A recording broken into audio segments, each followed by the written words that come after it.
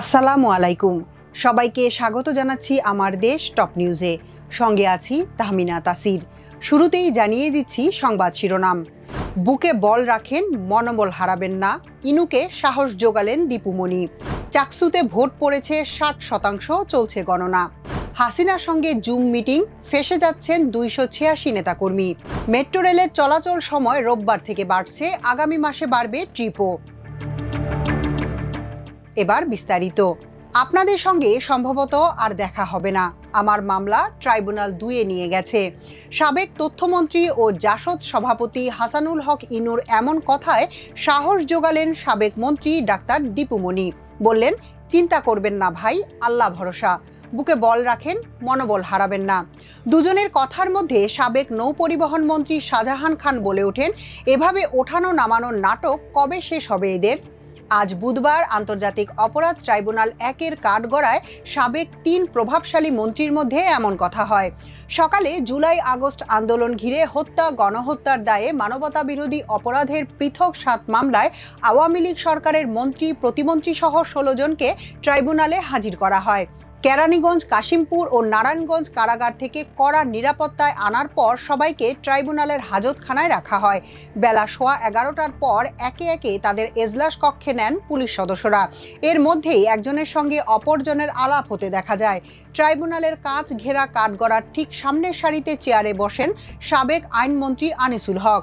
তার পাশে বসেন আমির হোসেন আমু, কামরুল ইসলাম, আব্দুল রাজ্জাক।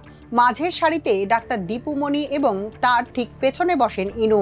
জাসদের এই সভাপতির পাশে ছিলেন কামাল মজুমদার। কিছুক্ষণ পর মামলার নতুন তারিখ নির্ধারণ হওয়ায় ফের তাদের হাজতখানায় রাখা হয়। এসব মামলার প্রতিবেদন দাখিলের জন্য আরও প্রায় 2 মাস সময় পেয়েছে ট্রাইব্যুনালের তদন্ত সংস্থা। একই সঙ্গে পরবর্তী শুনানির জন্য আগামী 8 ডিসেম্বর দিন ধার্য করেন ট্রাইব্যুনাল 1। চট্টগ্রাম বিশ্ববিদ্যালয় কেন্দ্রীয় শিক্ষার্থী সংসদ চাকসু ও হল সংসদ নির্বাচনে ভোট গ্রহণ শেষ হয়েছে। আজ বুধবার সকাল 9টা থেকে ভোট গ্রহণ শুরু হয়ে চলে বিকাল 4টা পর্যন্ত। এখন চলছে ভোট গণনা। নির্বাচন কমিশনের সদস্য সচিব অধ্যাপক ডক্টর AKM আরিফুল হক সিদ্দিকী জানিয়েছেন, নির্বাচনে মোট ভোট পড়েছে 60%। এ নির্বাচনে ভোট হয়েছে ব্যালট পেপারে। গণনা হচ্ছে OMR বা অপটিক্যাল মার্ক রিডার পদ্ধতিতে। ভোট গণনা সরাসরি দেখানো হবে LED স্ক্রিনের মাধ্যমে।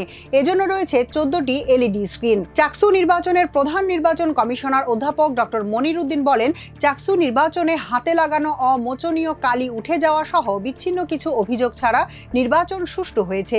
উৎসবমুখর পরিবেশে ভোট গ্রহণ হয়েছে। চাকসুতে এবার মোট ভোটার সংখ্যা 27,517 জন। ভোট গ্রহণ অনুষ্ঠিত হয়েছে 5টি অনুষদে, 15টি হলের জন্য নির্ধারিত 15টি কেন্দ্রে। মোট 60টি কক্ষে 689টি বুথে ভোট গ্রহণ অনুষ্ঠিত হয়। নির্বাচন কমিশনের তথ্য অনুযায়ী এবারে নির্বাচনে কেন্দ্রীয় ও হল সংসদ মিলিয়ে মোট 908 জন প্রার্থী প্রতিদ্বন্দ্বিতা করছেন। এর মধ্যে কেন্দ্রীয় সংসদে 13টি প্যানেল ও স্বতন্ত্র প্রার্থী মিলিয়ে 415 জন এবং হল ও হল সংসদে 493 জন। ছাত্র জনতার আন্দোলনের মুখে গত বছরের 5 আগস্ট প্রধানমন্ত্রীর পদ থেকে পদত্যাগ করে দেশ ছেড়ে ভারতে পালিয়ে যান ফ্যাসিস্ট শেখ হাসিনা। এরপর থেকেই ভারতে অবস্থান করছেন তিনি। তবে অনলাইন প্ল্যাটফর্ম ব্যবহার করে দেশ ও বিদেশে নেতাকর্মীদের সঙ্গে বিভিন্ন মিটিংয়ে যুক্ত হয়ে বাংলাদেশের বিরুদ্ধে উস্কানি দিতে দেখা গেছে হাসিনাকে। এদিকে 2024 সালের শেষ ভাগে জয় বাংলা ব্রিগেড নামের একটি অনলাইন প্ল্যাটফর্মে অনুষ্ঠিত একটি জুম বৈঠককে কেন্দ্র করে এই রাষ্ট্রদ্রোহ মামলা গড়ে ওঠে।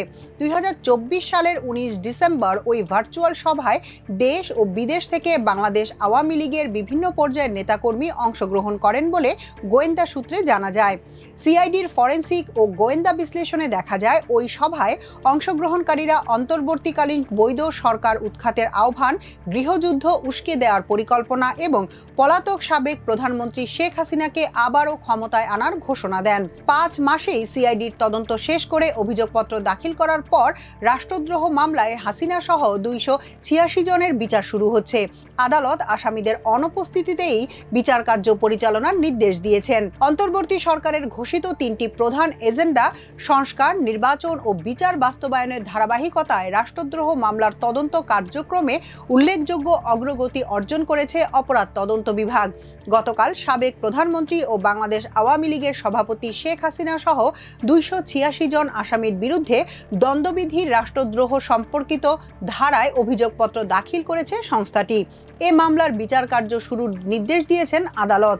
মঙ্গলবার অতিরিক্ত চিফ মেট্রোপলিটন ম্যাজিস্ট্রেট আদালত 18 ঢাকায় মামলার শুনানি অনুষ্ঠিত হয়। আসামিদের অধিকাংশ অনুপস্থিত থাকায় আদালত জাতীয় পত্রিকায় বিজ্ঞাপন প্রকাশের মাধ্যমে তাদের অনুপস্থিতিতেই বিচারিক প্রক্রিয়া শুরু করার নির্দেশ প্রদান করেন। ফরেনসিক পরীক্ষার প্রতিবেদনে পলাতক সাবেক প্রধানমন্ত্রী শেখ হাসিনা, যুক্তরাষ্ট্র আওয়ামী লীগের সহসভাপতি ডক্টর রাব্বি আলম সহ দলটির কেন্দ্রীয় ও প্রাদেশিক পর্যায়ের বেশ কিছু প্রভাবশালী নেতার সংশ্লিষ্টতার প্রমাণ পাওয়া গেছে। মেট্রো রেলের চলাচলের সময় 1 ঘন্টা বাড়ছে। আগামী রোববার এই বাড়তি চলাচল শুরু হতে যাচ্ছে। সেক্ষেত্রে সকালে বর্তমান সময়ের চেয়ে আধ ঘন্টা আগে চলাচল শুরু হবে, আর রাতে এখনকার সময়ের চেয়ে আধা ঘন্টা বেশি চলবে। অন্যদিকে আগামী মাসের মাঝামাঝিতে মেট্রো রেলের ট্রিপের সংখ্যা বাড়ানো হবে। ট্রিপ বাড়লে 2 ট্রেনের মধ্যে বিরতি অন্তত 2 মিনিট কমে যাবে। ঢাকায় মেট্রো রেল নির্মাণ পরিচালনার দায়িত্বে থাকা সংস্থা Dhaka mass transit company limited সূত্রে এসব তথ্য জানা গেছে। ডিএমটিসিএল সূত্র জানায়, মেট্রো রেল চলাচলের সময় ও ট্রিপের সংখ্যা বাড়ানোর বিষয়ে গত মাসে সিদ্ধান্ত নেয় কর্তৃপক্ষ। এ লক্ষ্যে গত 25 সেপ্টেম্বর পরীক্ষামূলক চলাচল শুরু হয়। এর মধ্যে গতকাল মঙ্গলবার এক বৈঠকে প্রথমে বাড়তি 1 ঘন্টা মেট্রো রেল চালানোর সিদ্ধান্ত নেয় ডিএমটিসিএল। মেট্রো রেলের ট্রিপ বাড়ানোর বিষয়টি চূড়ান্ত করার আগে আরও কিছুদিন পরীক্ষা চালিয়ে যাওয়ার সিদ্ধান্ত হয়েছে বলে সংশ্লিষ্ট সূত্র জানিয়েছে। এক্ষেত্রে 15 নভেম্বরের মধ্যে বাড়তি ট্রিপ শুরু হতে পারে। এখনকার মতো এ পর্যন্তই। সবাই ভালো থাকুন, সুস্থ থাকুন আমার দেশের সঙ্গে। চ্যানেলটি ভালো লাগলে সাবস্ক্রাইব করুন। আল্লাহ হাফেজ।